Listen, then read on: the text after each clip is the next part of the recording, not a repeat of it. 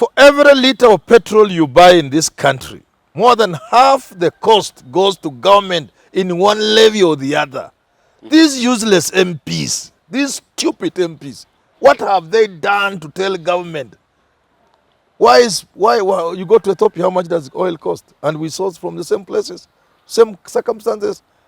For every liter of petrol, more than half the cost goes into government levies. Some of them ridiculous, some of them laughable. They would be laughable but for the pain they cause human beings in this country. Waswahili wanasema mtoto akilia wembe mpe. Sometimes some things somebody has to hit their head on the wall. Once, twice, then they learn. Now you are crying of food prices. The same idiots you elected who are the cause of your misery, you are going to elect them in August. Yeah. Do it. Elect the same fools. Suffer hunger. At some point, you learn from that. But he has a role to sustain the confidence that, okay. He has done the best he can do. All right. Every man can only do what they can do. Perhaps there was a man who could have done better. But because you are this, you refuse to vote for that other person because of this. Then you must pay for your folly.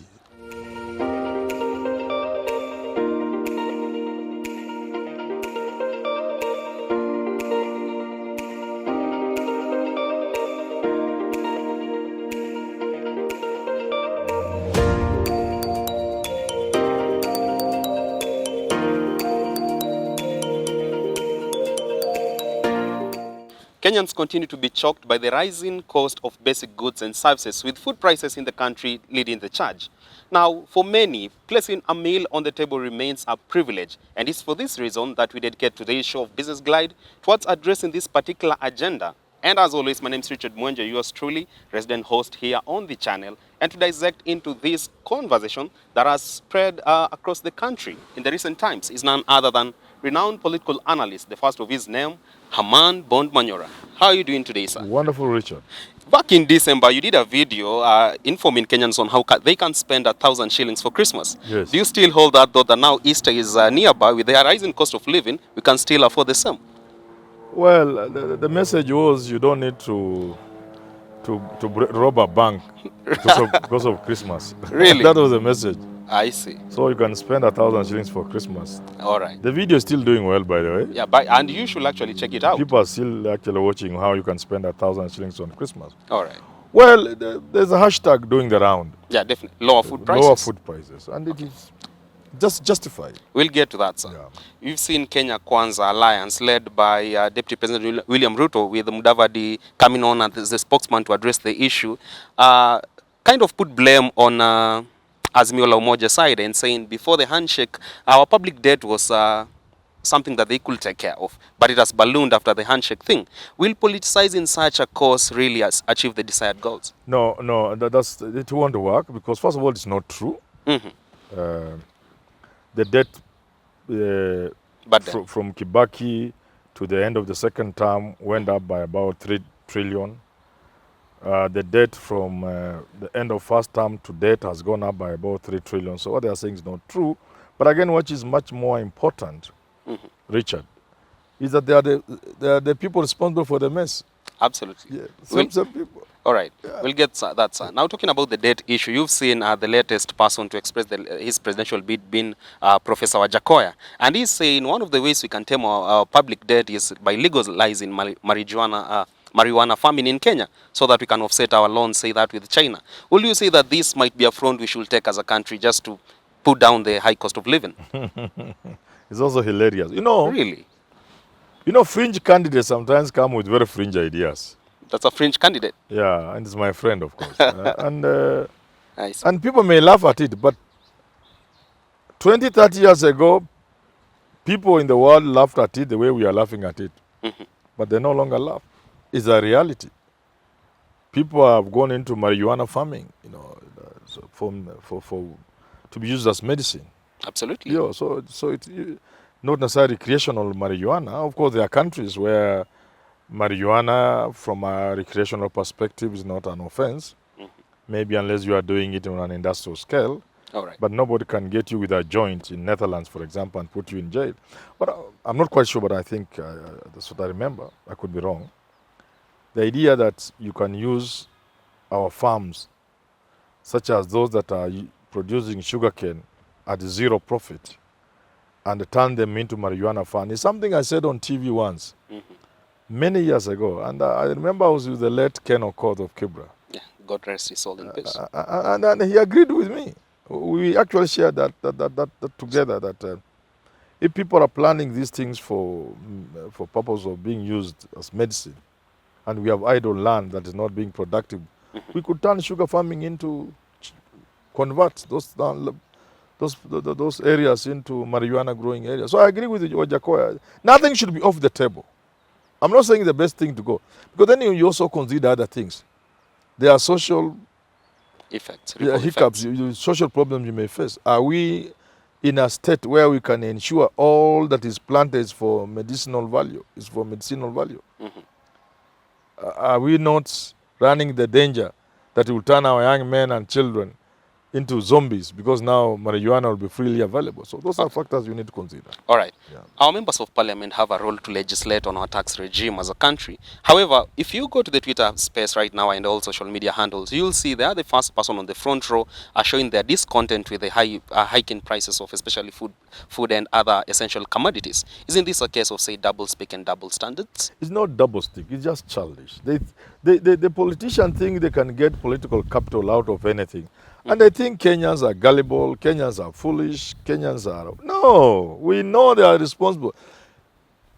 Food prices don't just happen.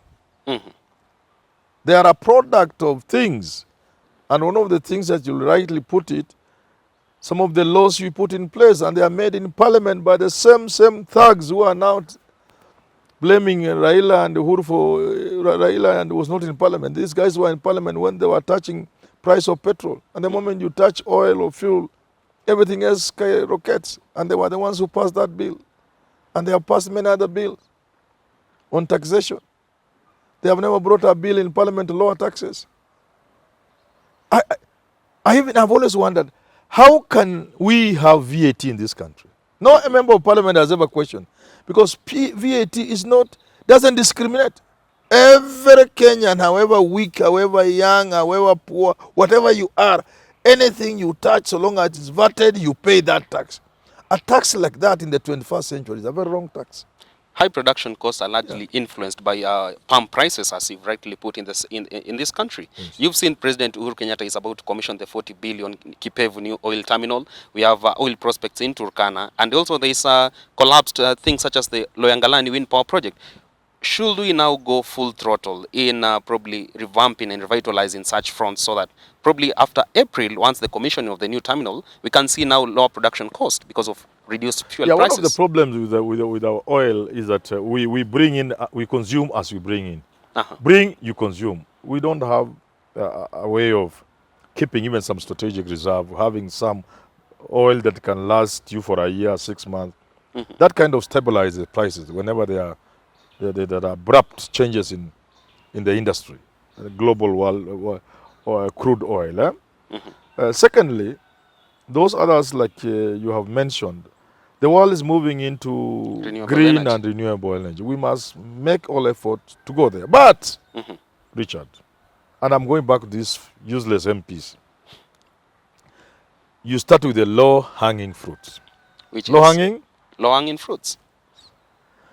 For every liter of petrol you buy in this country, more than half the cost goes to government in one levy or the other. These useless MPs, these stupid MPs, what have they done to tell government? Why you go to Ethiopia, how much does oil cost? And we source from the same places, same circumstances. For every liter of petrol, more than half the cost goes into government levies. Some of them ridiculous, some of them laughable. They would be laughable, but for the pain they cause human beings in this country. So these MPs, and I'm calling them stupid and useless, none of them has ever pointed at the cost of oil. I say, bwana serikali yetu hii, mafuta ni 50 shillings. Munaongeza road fuel levy ya road, sijui nini, excise duty, sijui nini, sijui ilikuanga hata refinery nini, sijui nini. When you look at your electricity bill, sijui you are adjusted for this. These idiots have never mentioned that, and today they are joining me and you, who are complaining about the cost of living. They should be ashamed and shut up. All right. Yeah. Talking about strategic reserves, we've seen the National Cereals and Produce Board come forward and saying our grain reserves have gone empty. That was just 3 months ago. However, if you look at the market dynamics and you have the figures, the supply of maize probably in the last fiscal year surpassed the local demand. However, what happens when now we are forced to import just so to feed the same market that actually supplied in excess? The problem of grain or cereals in this country is manifold. First, starting with the poor agriculture, poor crop husbandry, losses, both pre-harvest and post-harvest losses, storage, cost of inputs, fertilizer, all those things combine to harass our farming efforts. Now, when you have grain, government comes in to buy grain. Another not well thought out strategy. Strategic food reserves are there. Yeah, strategic food reserve is also, government wants to buy maize, just it can't buy maize, and when it buys, it can't buy in time. It is like it leaves room for the middleman to come first.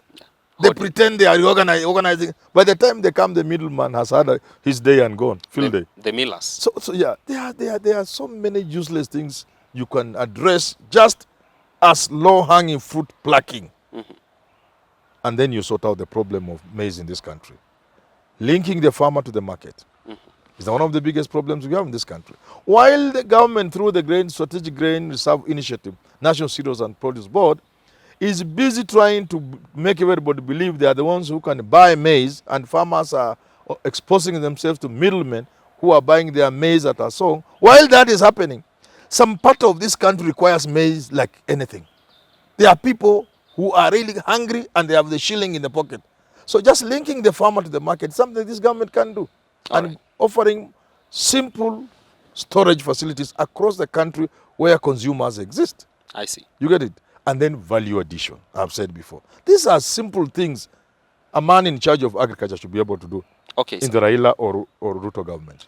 With the weakening in Kenyan shillings, is it time ripe enough for us now probably to negotiate for remuneration with in terms of now US dollars per se, because our minimum wages and something you can write home about? Is it time ripe enough now that our shilling is depreciating by the day?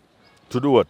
To negotiate our probably salaries now in dollars. That will be taking the country down the drain. If you look at places where people resorted to that, like in Zimbabwe and so, it is a precursor to chaos, to the monetary chaos.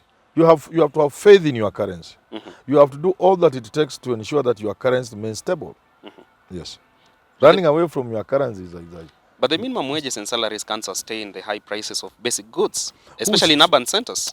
But let's say you earn 10,000 shillings. Now, what is the change if you give you $100? Probably set a minimal target of at least you can pay someone $800 per month. In that case, why don't we do $100 in Kenya shillings, 800 in Kenya shillings? It doesn't change anything. I see. But it undermines the stability of the currency. If you let in a foreign currency to do the normal work of currency, you bring in the dollar, you've killed the shilling automatically. Nobody will go for the shilling. All right. Yeah. Now that food prices seemingly have profiled themselves as the poisonous thorn in the rising cost of living, what happened to the role of National Irrigation Authority with regards to now deepening water penetration, especially to ASAL counties, so that at least food prices in the country can be affordably very low? First of all, you don't even need to irrigate in this country to have sufficient food. Number one. But you cannot depend on... I'm saying number one. Okay. You come from Moisbridge, eh? Definitely. You need to irrigate to plant maize. You just get your maize. So you don't need to irrigate this country to get food. And the next stage you go in, the next time you want to do irrigation in this country, you target horticulture. Not maize like we did in Igulana Kulalu, which is what foolish people do. So, secondly, all efforts at irrigation have produced either white elephants, projects that they never were. The dams. The dams that have never taken off, despite the billions sunk in them, or irrigation schemes have been money-eating schemes. Nobody intended that we grow maize to alleviate hunger in this country, to make us self-sustaining in terms of grain. It was somebody's project to make billions. And that's where we are sunk. But you not addressed how should we go about, should we now depart from rain-fed agriculture and go to what now system? What are you I think you proposing? didn't get what I'm saying. I'm saying let us do the best we can do in areas where you don't need irrigation first. Okay. Okay? Next, let us use irrigation, but first for horticultural produce. Only much later shall we move into irrigation for cereals like maize. And while at it, let us pump water into northeastern, the arid areas. Let us pump water there. And I'm telling you, I said something and it was carried in a clip that went viral. When I said the money that we were spending on SGR about 5 years ago, 6 years ago, I don't know how many years ago, the money we were spending on SGR, if you took that money and directed water to the arid regions of what we used to call Northern Frontier District, NFD, Northeastern Kenya, Garissa, Mandera, Wajir, you can add Marsabit if you wish, all those areas, Isiolo and what. If you use that money to pump water there, that area can feed Kenya. I see. It can produce enough we need in terms of food, in terms of foreign exchange, and in terms of employment. All right. They can employ millions of people. I see. Yeah. Schools are about to close for long holidays, and parents are already decrying how they will afford meals for them over the holidays, and they're actually proposing that the schools keep the children a little longer. However, on the other side of education stakeholders, they are already grappling with the issue of perhaps increasing school fees just so to cater for basic essential that these children need to survive in schools. How will you advise the education sector to go around this so that they don't raise the fees in the fullness of time? Number one. Number one. No Kenyan should pay 1 shilling for education in this country. No Kenyan. Education should be free. And when I say free, I mean free.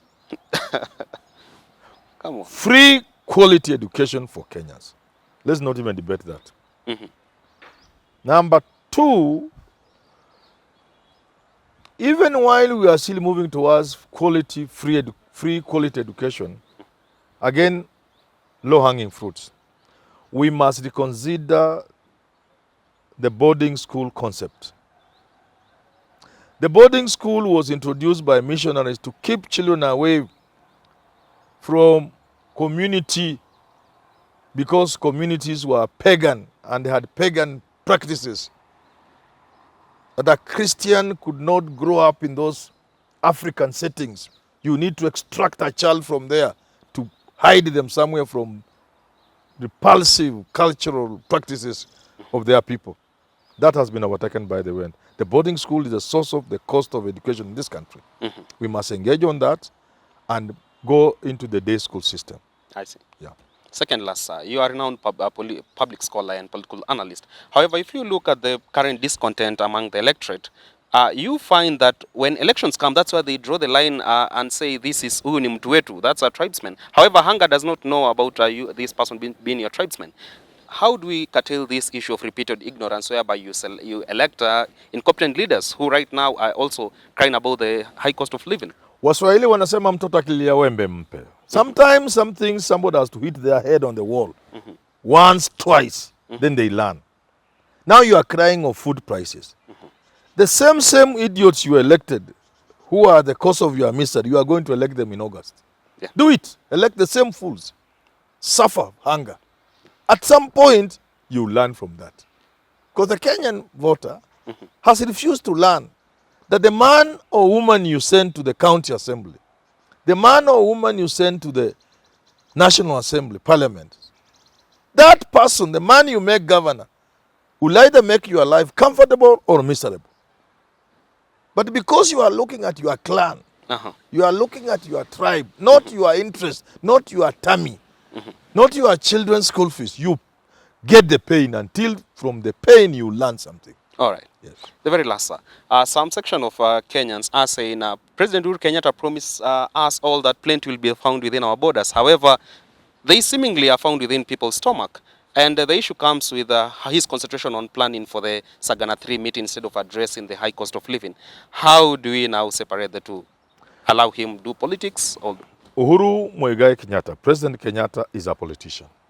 Sagana 3 is a political move. So, I mean, how do you ask a fish, why are you in water? Where else can a fish be? Uhuru Kenyatta is a politician. Sagana 3 is politics. So, I mean, I don't understand. At the expense that of is an Kenyans irrelevant dying. question. Yeah, at the expense of what? Everything springs from politics. And that's why I'm saying, Moi told us, siasa mbaya, maisha mbaya.